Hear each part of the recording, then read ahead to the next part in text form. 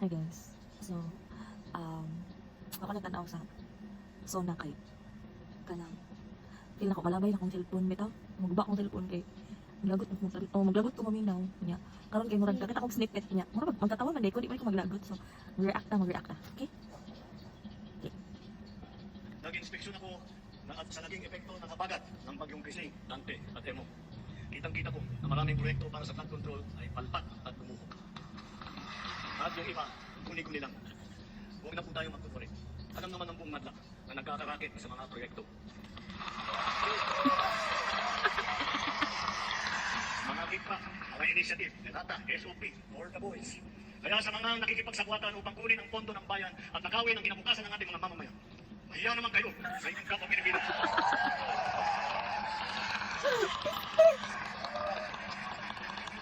Mahiya naman kayo sa mga kabahayan nating naanod, manalugog sa mga pagbaha. Mahiya naman kayo, lalo sa mga anak natin na magmamana sa mga utang na ginawa ninyo.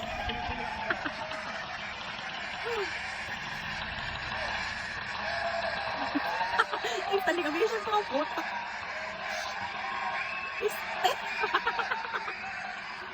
Hindi na maulit. So that this will not happen again. First, the DPWH will immediately submit to me a list of all flood control projects from every region that were started or completed in the last 3 years. Second, the Regional Project Monitoring Committee shall examine that list of projects and give a report on those that have been failures, those that were not finished, and those that are alleged to be ghost projects. And third, Dili siya accomplishment niya. Standing ovation? Really? Are you sure? Like, mind-blowing. The fuck? we will publish this list. Alam mo na pang ilang taon na niya to? 26. Pang 4th year na niya to. Tapos, pangako pa din ang nasa zona niya. Pangako pa din. Isa sa publiko natin ang listahang ito. Kaya ako din, nasakit sa mga proyekto ito. Ay malayang sabihin ang isa. Ang bakit na kailangan nalaman pangako sa ating ibig. At the same time, we'll be holding the performance review by these projects to check, to make sure, and to know. Lamig. Okay. Next. Malinaw sa akin ang mensahe ng naging resulta ng halalan. Bigo at dismayado ang mga tao sa pamahalaan, lalo na sa mga pangunahing serbisyo. Ang leksyon sa atin ay simple lamang. Kailangan pa natin mas lalong galingan. Kailangan pa natin mas lalong bilisan. Kung datos lang ang pag-uusapan, Anong kailangan pa mas lalong galingan? Wala kang ginagawa eh. maganda ang ating ekonomiya, tumaas ang kumpiyansa ng mga negosyante. Bumaba ang inflation, dumami ang trabaho. Ngunit ang lahat ito ay palamuti lamang, walang saysay, kung ang ating kababayan naman ay hirap pa rin at nabibigatan sa kanilang buhay. Kaya sa huling 3 taon ng administrasyon, ibubuhos pa natin ang lahat-lahat. Hindi lamang Ibubuhos pa ang pangungutang, girl. Ay, naku. upang mapantayan, kundi mahigitan pa ang pagbibigay ginhawa sa ating mga kababayan. Malinaw sa akin. In your 3 years, wala kang nagawa. Pangako pa din hanggang ngayon. Ay, naku. Yan ang mensahe ng naging result. Naririyan na ang May ating lami. Pilipinas.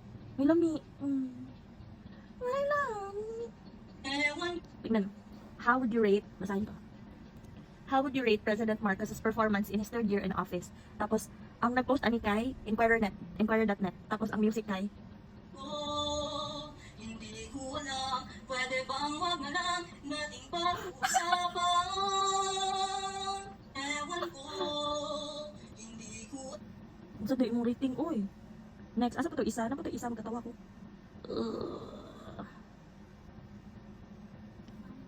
Sinungaling ka na nga, gusto mo intindihin ka pa? Ang tibay talaga ng mukha mo, boss! Pasampal nga! Sinungaling ka na.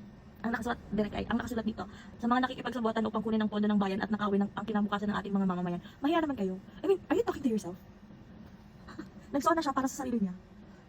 Okay. Bawal kasi magmuraan dito, anak ko. Lesson learned, wala. Kami ka nang iniisip na magdagpa to. Wow! Galing mo po sumayaw. Tama ka na! Matulog na yung tao, nakita ko pa to. Early. First ba ako? Ano si OA? Tama ka na! First, gising na siya. Lesson learned, wala. So, your 1 hour and 11 minutes, Sona. Wala. Wala talaga.